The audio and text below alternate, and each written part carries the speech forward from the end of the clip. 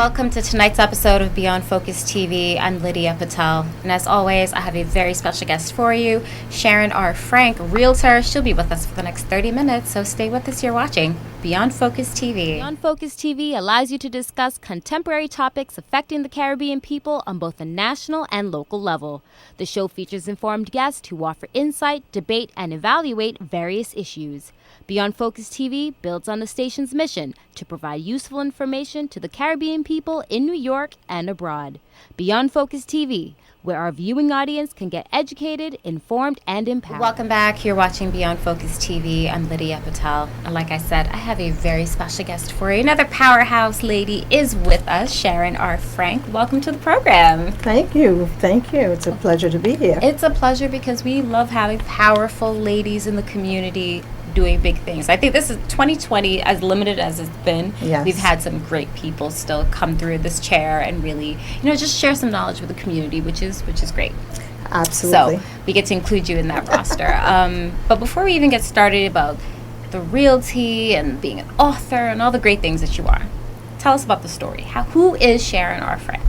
And you gotta say, put the respect on her name, Sharon R. Frank. Okay. Okay. Well, who am I?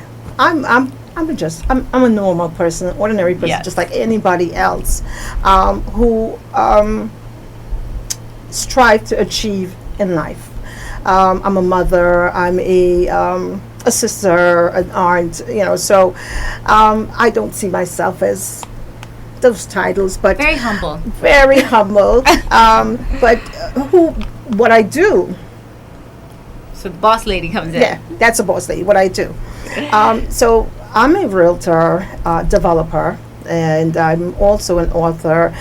I love to write. I love writing about all types of topics, subjects, ideas. I love putting my thought on paper. I have always been, ever since I was in preschool, just writing about certain things. So I love writing. I started in the real estate business a couple of years ago, and it came out at a time because I was looking for housing and not really realizing why I was being so drawn to this real estate stuff. I like to empower women. And that is one of the main driving force that keeps me going, is to see women empowered. And I don't care what their profession, I don't care what background they're from, ethnicity, doesn't matter. I love to see women who know who they are and what they're capable of achieving. Absolutely. Yeah. So that's the person in me. That's the person. That's the whole complete package. Yes. So now let's get to the boss lady part, where, and like I said, you wear many, many hats. But Yeah. let's tackle the real estate part of it. So you kind of got into that because you were looking Right.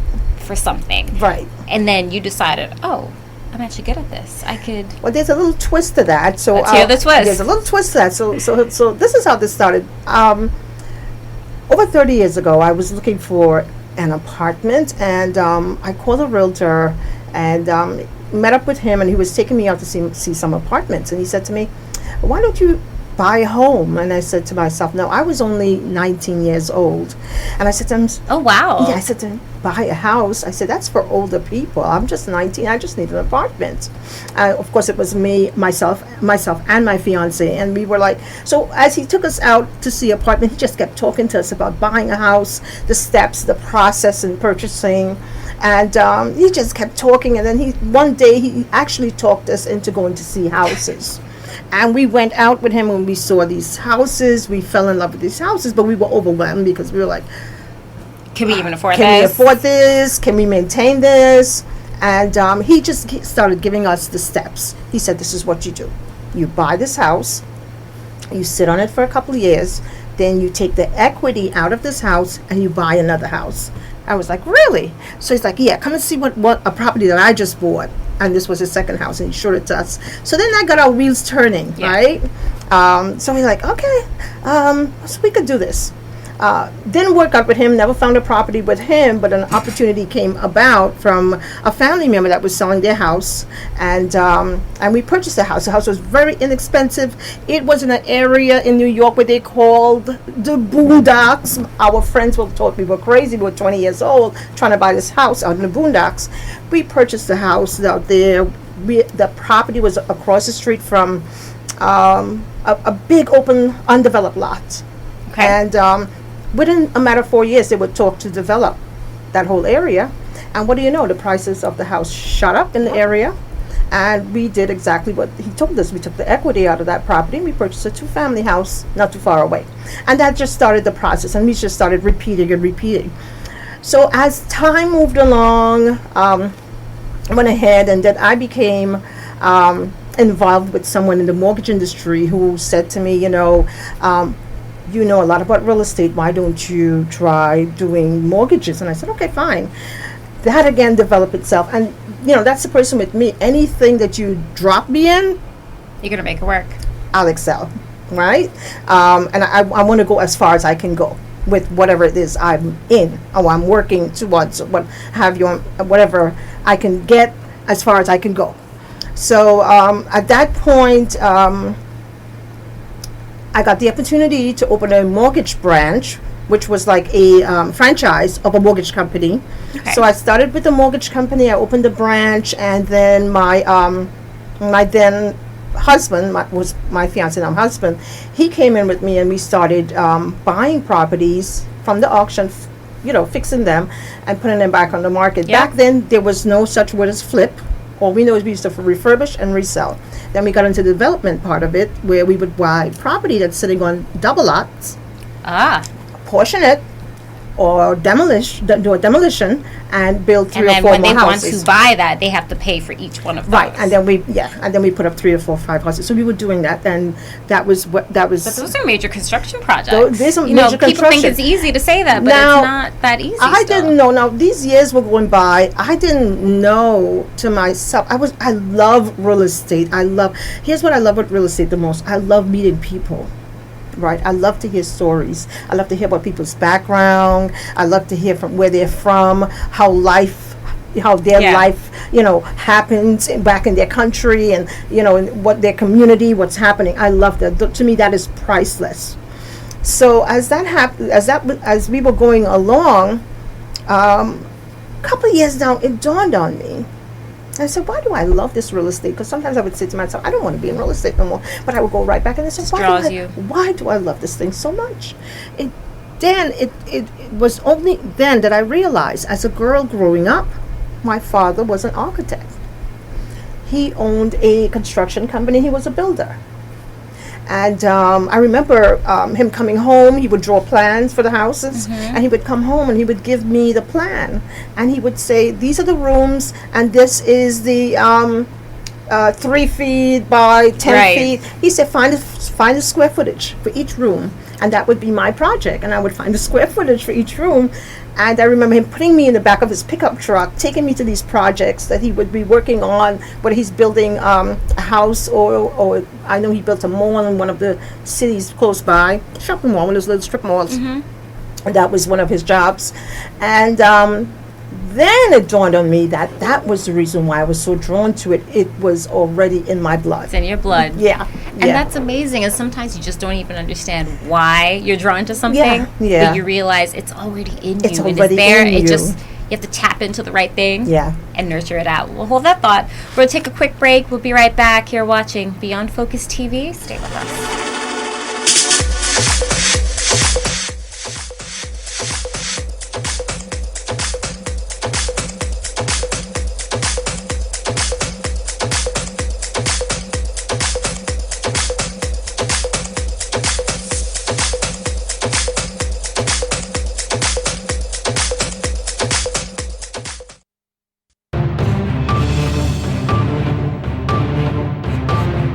Welcome back. You're watching Beyond Focus TV. I'm Lydia Patel. So Sharon, tell us about, you were just saying before break that you noticed it's in your blood, it's in your DNA, you were wired for this, and you just kind of realized, you really have this love for it. So fast forward a little bit. The journey, it's real estate, markets go up and down. That's one of the biggest things. So how do you keep abreast with that, and how do you you're still in the game? Because some people, they fall out, they fall in, they're not it's not meant for everybody. No, it's not.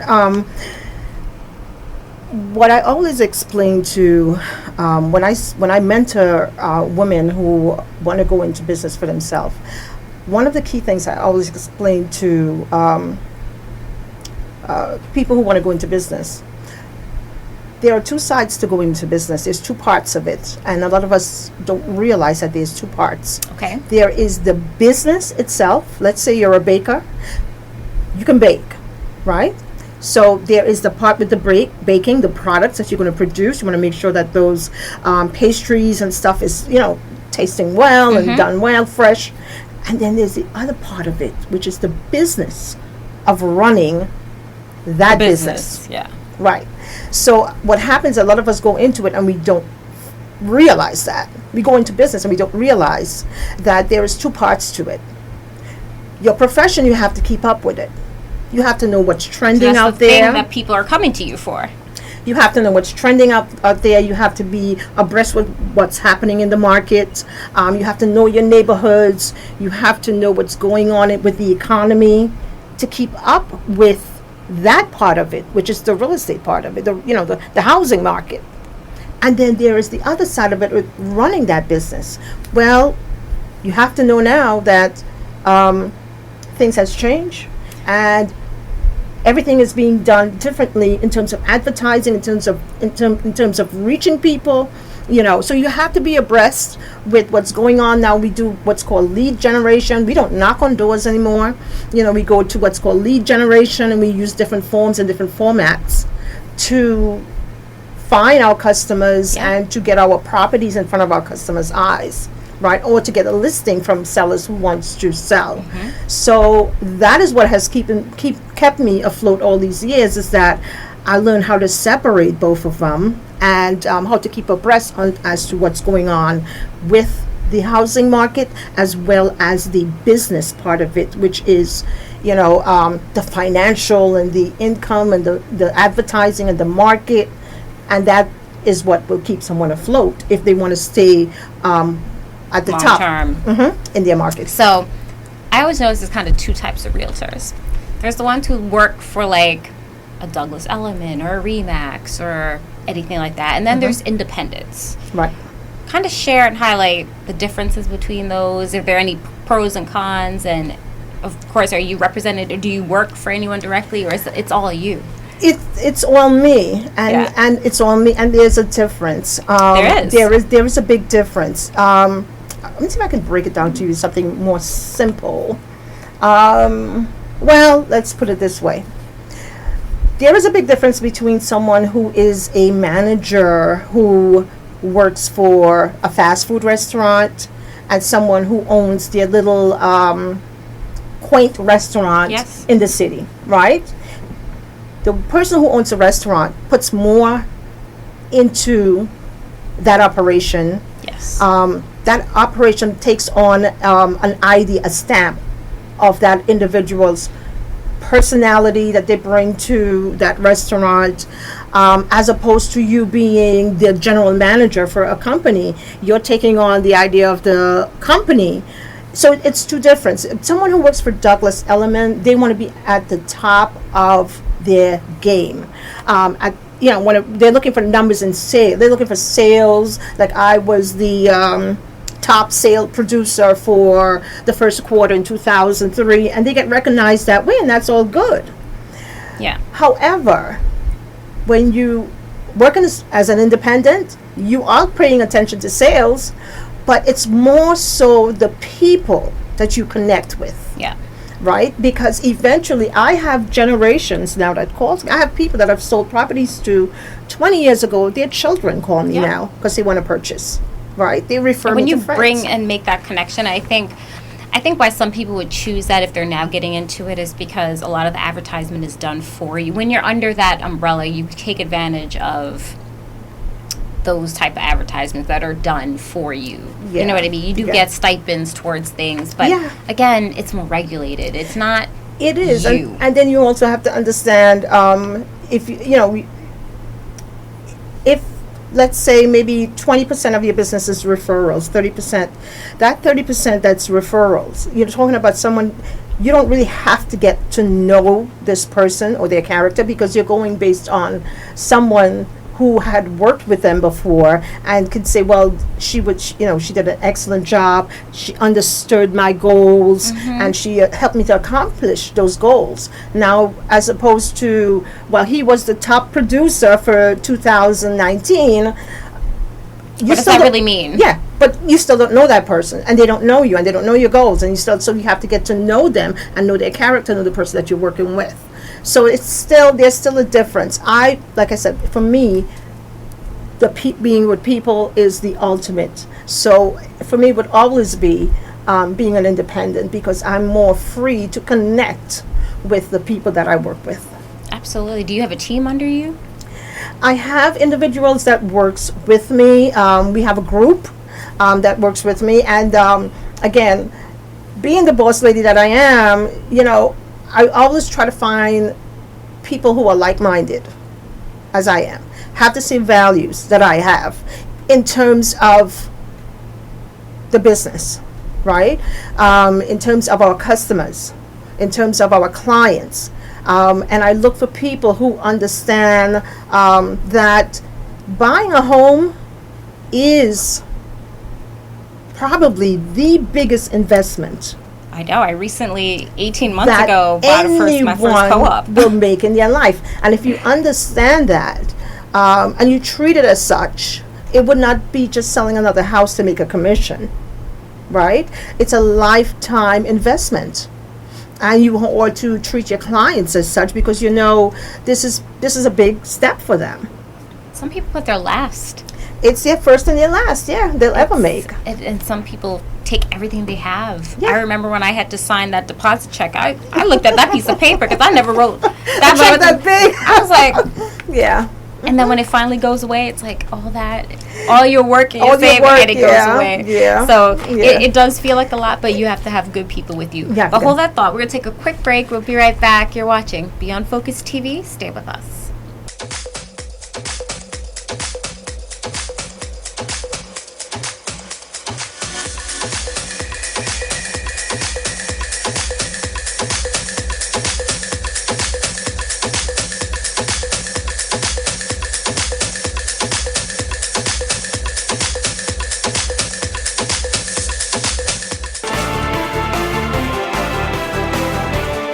Welcome back. You're watching Beyond Focus TV. I'm Lydia Patel. So Sharon, what do you have coming up? I know 2020 has been a disappointment, but we have to just roll with it and keep it for what it is. So what do you have coming up? Listen, I've learned in the course of life that there are always going to be things that's going to be happening. And one of the things I tell my group, my women that I work with, we work as in our empowerment group, is that you have to learn to manage what's happening around you. You cannot allow what's happening around you to affect your day-to-day, your goals, your plans. You still have to move forward, but you have to manage what's happening around you and not let it affect your goals and your plans. So even though I know there is a pandemic happening, I'm still moving forward with what I had envisioned for myself for this year, for 2020. We have, coming up, being the, I'm no longer the vice president for the board of directors for Habitat for Humanity Great in Nassau County. By the way. Yeah, and I'm no longer, I still work with them, and we have what's called coming up a CEO Bill Blitz. Okay. Every year I get a group of women, and we have what's called a women's build. And we go to a particular house. As you know, we build affordable housing for low-income families. So the women would get together, and we would go to this site, and we would go swing a hammer. We put up some sheetrock. I love it. Drill put some cabinets up, what have you. But this year we're having what's called, they're doing what's called a CEO Bill Blitz. So CEO of companies are going to come in with their team from their corporation, and we're going to build a house in 2 weeks. Oh my God. Yes, we're going to build a house in 2 weeks for a family. So what I'm doing in association with that is I am offering women, CEO, boss ladies, whatever you call yourself, hustlepreneur, whatever, to come in, and we are going to do the Build Blitz in conjunction with Habitat. But we're also going to break off from them, and we're going to do some exciting things to help women who are in business to further their goals, to help them accomplish their goals and help them accomplish their plans and whatever vision they have for themselves. Yeah. So we're going to be doing it in conjunction with them, but we're going to have a breakout session, and we are going to empower each other during that time. I also have coming up, we'll be doing a home buying seminars. I do them regularly with local banks. I've done them at People's United Bank. I've done them at Citibank, and normally they would just shut their branches down in the afternoon. I would come in there, and people would come in, and we would do the home buying seminar. This is great because the market is so low right now. No, my dear, the market is doing well. We had a little bit of a retention at the beginning of What about COVID. the interest rates being Interest so low? rates, and that's the driving force right there. Interest rates are the lowest they've been in 40 years.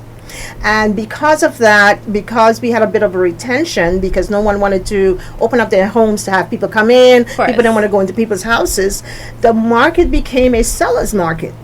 There's not much inventory out there. So anything that goes on the market right now, the inventory is so low. So the and in the last, I think, within the last week or two, we've seen the prices, actually the median prices, home median prices across the U.S. have went up.